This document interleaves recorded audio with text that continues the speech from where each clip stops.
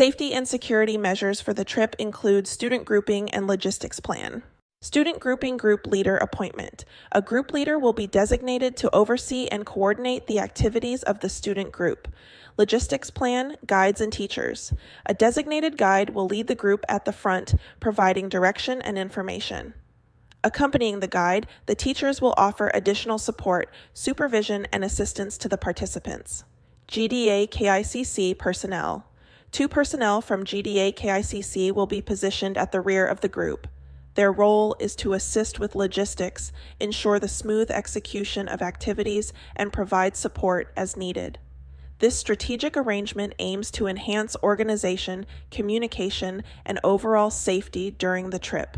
Emergency contacts. For any unforeseen circumstances during the program, participants will be provided with contact information for 2 personnel from GDA KICC. This ensures a swift and efficient response in case of emergencies. All attendees will be provided with name tags to facilitate identification and ensure safety. For students with special dietary needs, we will prepare a notification tag indicating their specific dietary requirements. Here is the example. Hi, I have special dietary needs for the upcoming event. I require a vegetarian diet that excludes eggs, onions, garlic, and carrots.